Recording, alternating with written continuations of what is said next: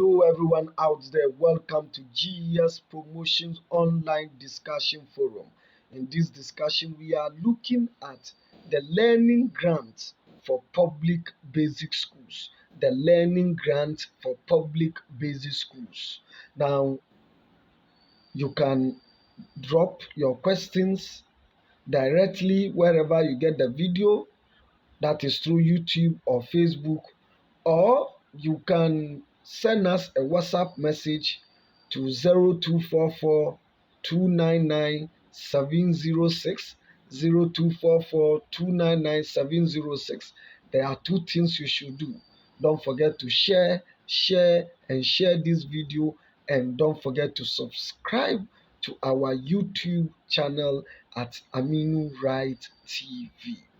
Now let's continue with our discussion for today. We are looking at the learning grant for public basic schools. Before we continue, there are two forms of grants that are given to public basic schools in Ghana. We have the Capitation Grant and the Learning Grant. The Capitation Grant is for all public basic schools in Ghana. That is the Capitation Grant. The Learning Grant is for some selected public basic schools in Ghana. So Capitation Grant is for all public basic schools in Ghana, but the Learning Grant is for some selected public basic schools in Ghana. These schools are known as GALOP Beneficiary Schools. Yes, GALOP, or simply GALOP schools. Yes, you see GALOP. Yes, so what then is this GALOP? GALOP, GALOP. Yes, GALOP simply means Ghana Accountability for Learning Outcomes Project. Ghana Accountability for Learning Outcomes Project.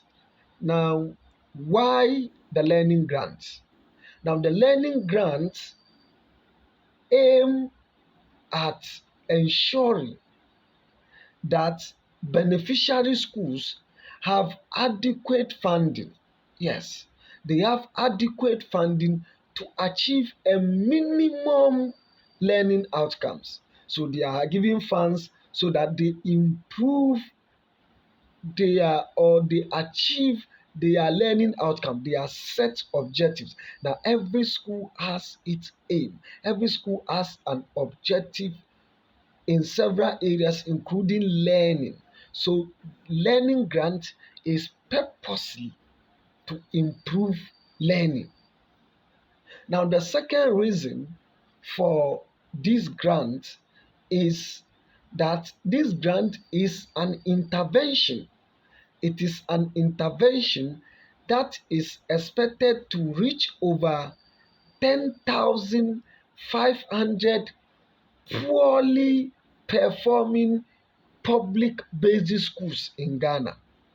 10,500 poorly performing public basic schools in Ghana. Another aim of this grant is to cover all activities in the school that aims at improving learning outcomes. So these are basically the main reason for the establishment of the learning grant. Now, eligibility for learning grant. Which category of schools can have access to the learning grant? I think we said it in the preamble, but we have to repeat it. Now, the school that should be enjoying this grant, one, the school should be a registered public basic school under the Ghana Education Service. Yes, It must be a registered public basic schools under the Ghana Education Service. And then 2, this school should be a beneficiary of GALOP. So it should be one of the selected schools under the GALOP schools or GALOP beneficiary schools. So these are the criteria for that. Now, how are the grants dispersed? How are the grants dispersed? Now, the disbursement of the learning grant is conditioned on the conduct of school self-assessment through SPAM or Community General Assembly, development and approval of the SPIP, establishment of a contract between the head teacher, the CISO, and the District Director of Education. So all these things should be in place before assessing the grants. There must be a SPAM to identify the main issue facing learning challenges in the school. There must be a SPIP, there must be a contract, and so on. Now, the process of SPIP development should be participatory, involving the SMCs, which the SMCs represent the community, the head teachers, and all the teachers in the school. And this document should be submitted to the district director for approval.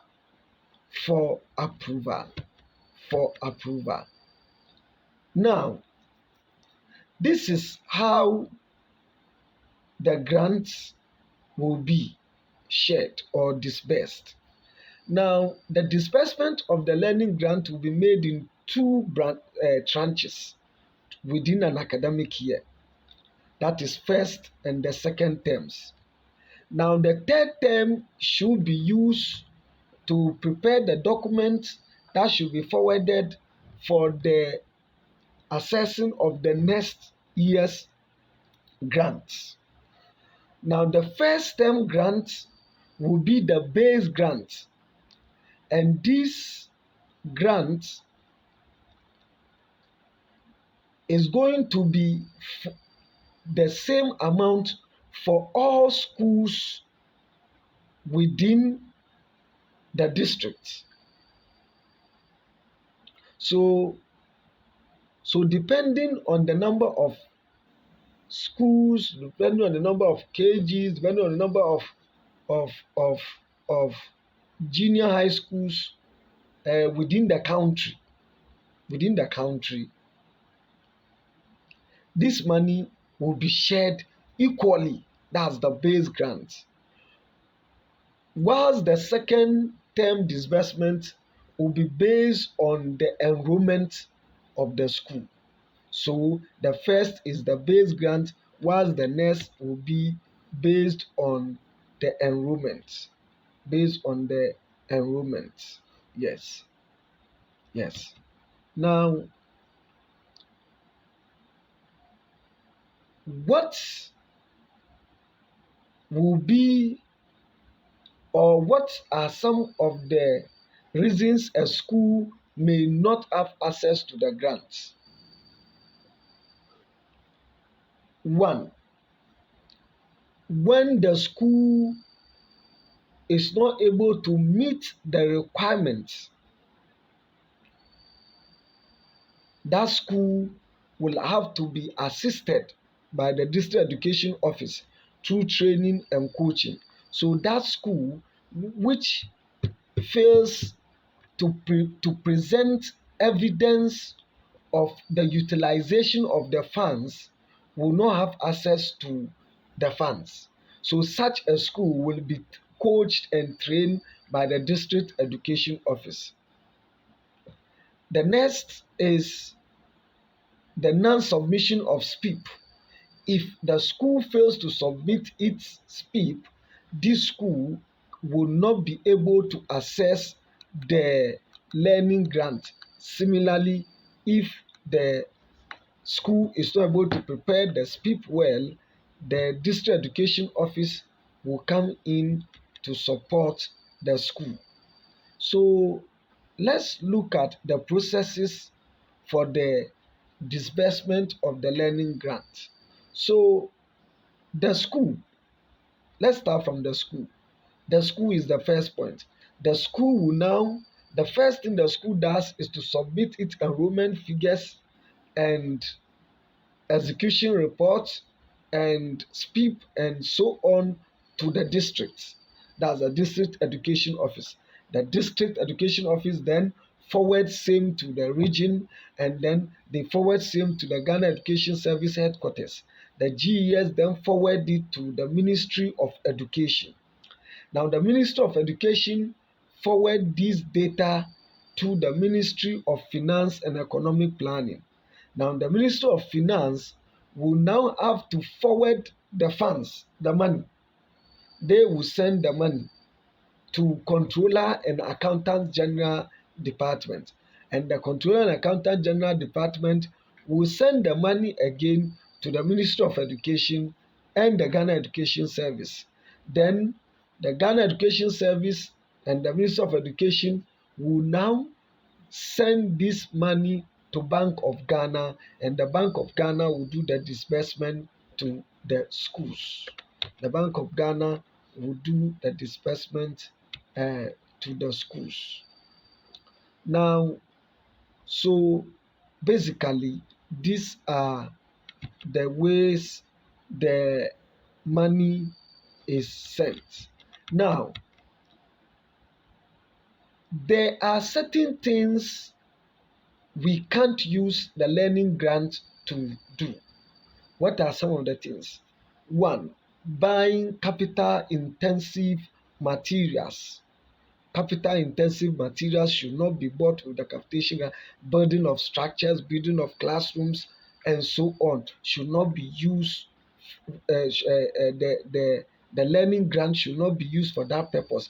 The learning grant is purposely for improving learning outcomes. So it doesn't have to do with anything so huge or capital intensive. Thank you for being part of this discussion. Don't forget to drop your comments. Don't forget to share. Keep on sharing. Don't forget to subscribe to Aminu Rai TV.